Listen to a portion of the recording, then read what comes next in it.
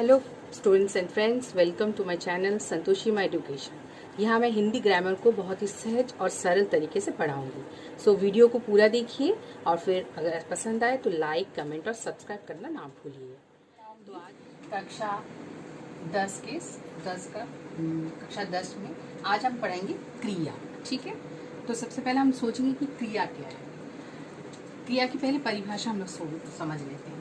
क्रिया वह शब्द है जिसमें किसी कार्य के करने का या किसी परिक्रय में अथवा किसी स्थिति में होने का बोध होता है। क्रिया मतलब वर्ब, कोई भी काम, उसे क्रिया कहते हैं। ठीक, अब मैं कुछ उदाहरण से आप लोगों को समझाऊंगी। सबसे पहले मैं उदाहरण लेती हूँ। चिड़िया आकाश में उड़ रही है, रमेश दूध पीता है, किसान हल चला रहा है, किताब मेज पर है। अब इन जो 4 उदाहरणों में हम एक एक करके देखेंगे कि देखिए, जैसे चिड़िया आकाश में उड़ रही है। चिड़िया क्या कर रही है? आकाश में क्या कर रही है? उड़ रही है। ये उड़ रही है, ये है क्रिया। समझना? अच्छा, दूसरे उदाहरण में हम जानते हैं रमेश दूध पीता है। रमेश दूध पीता है, ये पीता है, ये है क्रिया। तीसरे नंबर उदाहरण में हम जाएंगे किसान हल चला रहा है। किसान क्या कर रहा है? हल चला रहा है। तो चला रहा है, ये है क्रिया अर्थात वर्ब। इंग्लिश में हम जैसे वर्ब कहते हैं। अच्छा, 4 नंबर जो उदाहरण है उसमें देखिए किताब मेज पर है। किताब कहाँ है? मेज पर है। कहाँ है? मेज पर है। तो ये है जो है, ये है क्रिया। अच्छा, अब क्रिया के भी 2 प्रकार होते हैं। सबसे जो क्रिया जो पदबंध मतलब जो आप जो वाक्य लिख रहे हैं, क्रिया का जो वाक्य आप जो लिख रहे हैं उसमें भी 2 भेद होते हैं। पहला जो अंश होता है या पहला जो भाग होता है उसे हम मुख्य क्रिया कहते हैं। अच्छा, मुख्य क्रिया की परिभाषा क्या है? एक अंश जो क्रिया पदबंध को मुख्य अर्थ प्रदान करता है। मुख्य अर्थ प्रदान करता है, इसलिए मुख्य क्रिया कहते हैं। अच्छा, तो सेकंड भाग है कि एक ही जो वाक्य है उसका फर्स्ट भाग पहला अंश और जो बाद वाला अंश, जो बाद वाला अंश है वो मुख्य क्रिया के अलावा जो भी अंश शेष रह जाता है वो सब सहायक क्रिया कहते हैं। सहायक में हेल्पिंग वर्ब भी कहा जाता है जैसे अंग्रेजी में। अच्छा, हम कुछ उदाहरण से आप लोगों को समझाएंगे। सबसे पहले उदाहरण मैंने लिया है, लड़कियां गाना गा चुकी है। लड़कियां गाना गा चुकी है, वो पहला उदाहरण। नंबर 2 उदाहरण, वह हंस रहा है। और नंबर 3 है, अब आप जा सकते हैं। अब आप जा सकते हैं। तो इसमें पहले में देखिए लड़कियां गाना गा चुकी हैं, तो इसमें मुख्य क्रिया कौन सा है? वो है गाना, एक गा। नंबर 2 उदाहरण में क्या है मुख्य क्रिया? वो है हंस। और नंबर 3 उदाहरण में मुख्य क्रिया कौन सी है? वो है जा। ठीक है, तो फिर सहायक क्रिया कौन सी? सहायक क्रिया है पहले में जो है वो है चुकी है, दूसरे नंबर पे है रहा है, और नंबर तीसरे में है सकते। इसके बाद हमने जो आज जो क्रिया के विषय पे पढ़ा वो है कि पहली है क्रिया की परिभाषा, क्रिया के कुछ उदाहरण।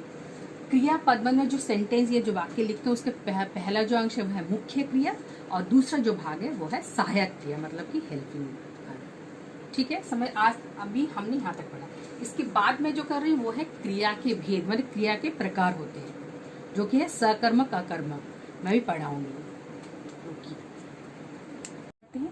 पहले हमने क्रिया की परिभाषा देखी, अब हम देखते हैं क्रिया के कितने भेद या प्रकार होते हैं। ठीक है, तो मुख्य रूप से जो है पहले हम जो पढ़ेंगे वो है मुख्य रूप से अगर कहें तो क्रिया के मुख्य रूप से 2 प्रकार होते हैं या 2 भेद होते हैं।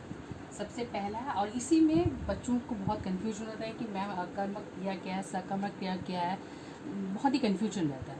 अच्छा, इसके बारे में अगर तुम लोगों की कोई परेशानी हो और भी एग्जाम्पल या उदाहरण अगर तुम लोग चाहते हो तो मुझे कमेंट में ज़रूर लिखना। ठीक है, तो अभी स्टार्ट करते हैं, पढ़ते हैं। पहले समझ लेते हैं कि अकर्मक और सकर्मक है क्या। अच्छा, यहाँ देखो अकर्मक, इस शब्द को देखो। अकर्मक अर्थात कर्म में, किसी भी क्रिया में कर्म नहीं है, अकर्मक है। कर्म का ना होना इसलिए अकर्मक है।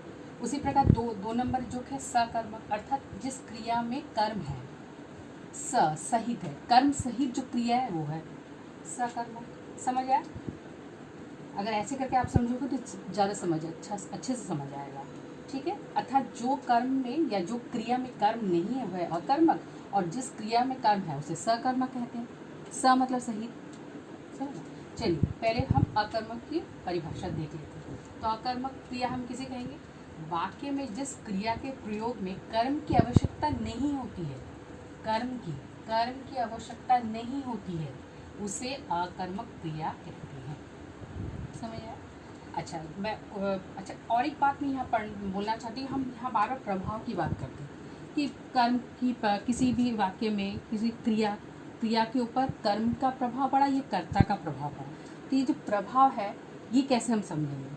इसका भी ये उत्तर है कि क्रिया का फल कर्ता पे जब हम पड़ेगा तो वो हो जाएगा अकर्मक, और जैसे ही कर्म पर पड़ेगा, क्रिया का फल कर्म पर पड़ेगा तो वो हो जाएगा सकर्मक। ये प्रभाव की बात है कि उस वाक्य में क्रिया का फल किस पे पड़ रहा है। क्रिया का फल अगर कर्ता पे पड़ गया तो हो गया अकर्मक, और अगर कर्म पर पड़ गया तो हो जाएगा सकर्मक। समझ आया?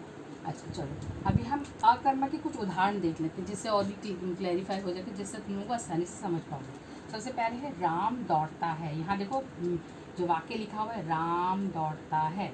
राम दौड़ता है तो ये जो क्रिया है दौड़ता है, क्रिया किस पे पड़ रहा है? राम पर। राम तो करता है, राम क्या है? करता है। समझ आया? तो यहाँ क्रिया का फल किसके पर पड़ रहा है? कर्ता के पर पड़ रहा है। तो ये क्या हो गया? अकर्मक क्रिया हो गई।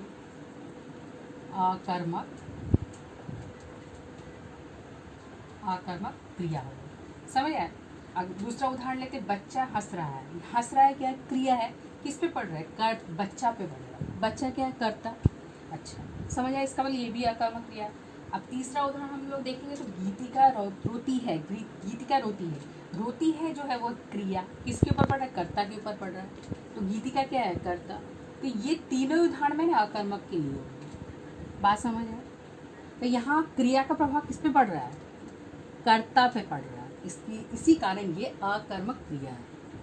अब नेक्स्ट जो है वो है सकर्मक, मतलब कि कर्म सहित है। तो अब यहाँ हम पहले इसकी व्याख्या सुन लेते हैं कि सकर्मक क्रिया किसे कहते हैं। सकर्मक क्रिया में क्रिया का फल कर्म पर पड़ता है, कर्ता पर नहीं, कर्म पर पड़ता है। तो ये हो जाता है सकर्मक क्रिया। चलो हम दो उदाहरण से समझाते हैं। अभी के लिए मैं दो उदाहरण दे रही हूँ, अगर आपको चाहिए तो मैं बाद में और भी उदाहरण दे दूँगी। मैं पुस्तक पढ़ रहा हूँ। मैं पुस्तक पढ़ रहा हूँ, ये रहा हूँ तो क्रिया हो गया, लेकिन पढ़ रहा हूँ ये क्रिया हो गया, लेकिन क्या पढ़ रहा हूँ? पुस्तक पढ़ रहा हूँ। तो ये पुस्तक क्या है? ये है कर्म। तो क्रिया का प्रभाव किस पे पड़ रहा है? कर्म पर पड़ रहा है, कर्ता पे नहीं पड़ रहा है, कर्म पर पड़ रहा है। समझ आया? तो ये हो गया सकर्मक क्रिया। अब दूसरा जो उदाहरण मैं यहाँ लिया मैंने, वह चित्र बनाता है। वह चित्र बनाता है। तो यहाँ जो चित्र है ये है कर्म, और बनाता है ये है क्रिया। तो क्रिया का प्रभाव कहाँ पड़ रहा है? चित्र यानी कर्म पर पड़ रहा है। तो ये दो उदाहरण है सकर्मक। ठीक है? अगर और भी कुछ जाना हो तो मुझे कमेंट लाइक देना और कमेंट करना ना भूलिएगा। ठीक है? हमने पहले पढ़ा कि इस क्रिया के जो मुख्य दो प्रकार है उसमें अकर्मक और सकर्मक हमने पढ़ लिया। अब और एक है जो कि है सकर्मक। इसके भी दो भाग होते हैं, दो भेद होते हैं। पहला है एक कर्मक और दूसरा है द्विकर्मक। अच्छा पहले हम एक कर्मक समझ लेते हैं। एक कर्मक क्रिया वो है जहाँ क्रिया में एक ही कर्म हो, वाक्य में क्रिया का प्रभाव केवल एक कर्म पर ही पड़े, उसे एक कर्मक कहते हैं, मतलब केवल एक हो। उदाहरण मैं दे देती हूँ, जैसे आप खाना खाओ। आप खाना खाओ, तो यहाँ जो खाओ है ये है क्रिया, और ये खाना जो है ये है कर्म। तो ये क्रिया का प्रभाव केवल एक कर्म पर ही पड़ रहा है, एक ही कर्म पर पड़ रहा है। अच्छा दूसरा उदाहरण मैं दे रही हूँ, रोहित चित्र बना रहा है। रोहित क्या बना रहा है? चित्र बना रहा है। तो बना रहा है ये हो गया क्रिया, और कर्म क्या है? ये है चित्र। तो यहाँ क्रिया का प्रभाव केवल एक ही कर्म पर पड़ रहा है, केवल एक ही कर्म पर पड़ रहा है। उसके दूसरे जो विपरीत में है वो है द्विकर्मक। सकर्मक का जो दूसरा भाग है वो है द्विकर्म। द्वि मतलब दो, जहाँ दो बार दो कर्म, एक ही वाक्य में दो कर्म आ रहे हैं, क्रिया का प्रभाव दो बार कर्मों पर पड़ रहा है, उसे द्विकर्मक क्रिया कहते हैं। अच्छा, यहाँ देखो मैंने वैसे परिभाषा भी लिख दी, दो कर्मों की आवश्यकता होती है, उस वाक्य में दो कर्मों की आवश्यकता होती है, उसे द्विकर्मक क्रिया कहते हैं। उदाहरण मैंने लिखा है, देखो, माली पौधों को पानी दे रहा है, माली पौधों को पानी दे रहा है। माली क्या दे रहा है? पौधों को क्या दे रहा है? पानी दे रहा है। तो ये दे रहा है एक क्रिया है, लेकिन क्या है, देखो दो बार कर्म आ गए, एक बार आया पौधों और एक बार आया पानी। माली करता है, याद है ना, माली करता है। तो यहाँ पौधों और पानी दो बार कर्म आ गए, पहला ये कर्म,